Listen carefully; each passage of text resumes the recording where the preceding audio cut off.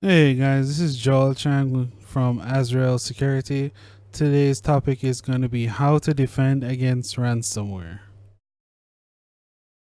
Alright, let's get started. The first thing you need to do is train everyone. Training is essential. Every employee of your organization needs at the very least awareness training. They need to know how to spot hazards and how to avoid them. Please include higher ups such as the CEO and other non technical management staff in your training because they will be vulnerable to spear phishing attacks. Second, you need to install and keep your antivirus updated. In this day and age, people still avoid updating their antivirus, and some even worse have none at all. This puts you at risk and your organization at serious risk. Ransomware can also infect your mobile devices from phones to tablets, so get to it. Some protection is better than none. Right. Stay away from sketchy websites.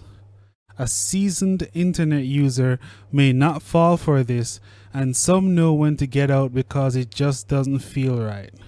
For those of you who have trouble identifying sketchy websites, you can use an antivirus such as Avast. It has a feature called Real Sight. It is not available in the free version though, but it helps a lot. Alright, don't torrent anything. Many people don't know this, but a lot of torrents are infected with malware that can more than encrypt your drive and files. Black hat hackers use torrents to secretly steal people's login information for websites like your bank, PayPal, etc. Implement a paranoid web usage policy.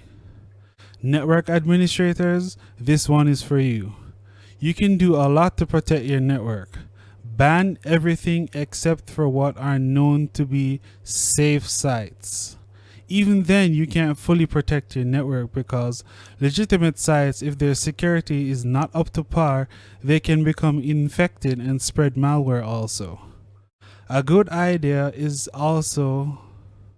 A good idea also is to set a rule to automatically delete web attachments in email once they hit your server. Email still is and will always be a popular infection vector.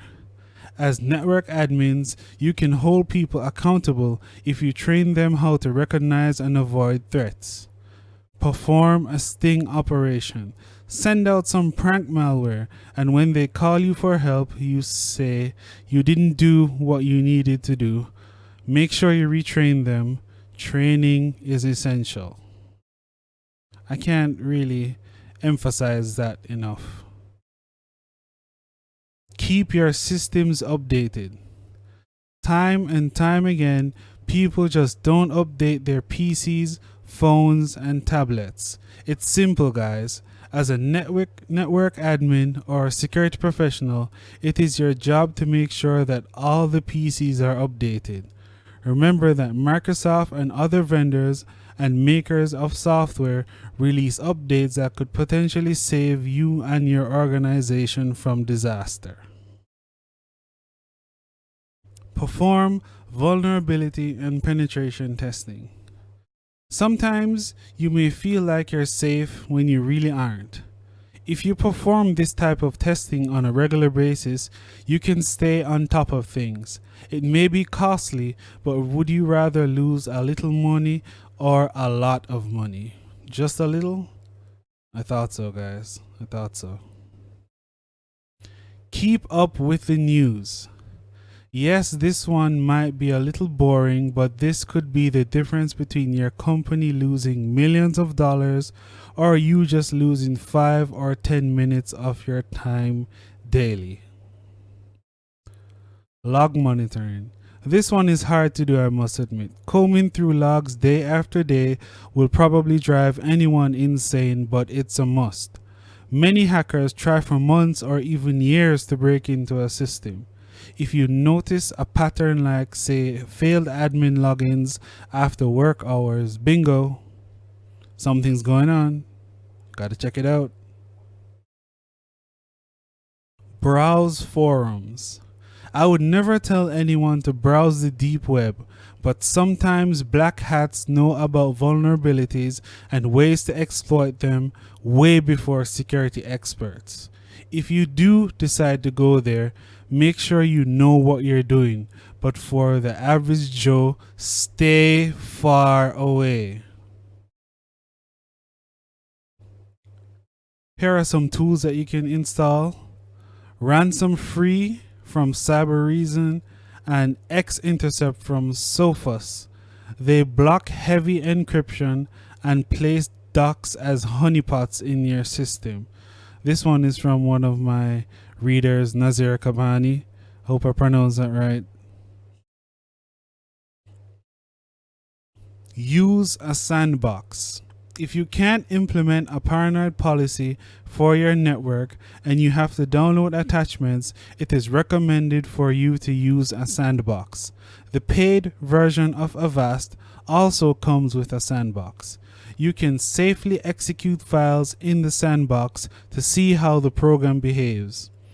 The great thing about a sandbox is that it creates a safe environment that's isolated from the rest of your machine, virtually eliminating the risk. There are some very advanced type of malware that can escape a virtual machine, which is essentially what a sandbox is, but those are pretty rare, so you don't really have to worry about them too much. Alright, this is the end of the presentation, guys. I'd like to thank you for tuning in, and please like, share, and subscribe. In the description below, you can check out the link for my website, www.azraelsecurity.com. I have a whole bunch of posts that beginners and professionals alike might find very useful. Thank you.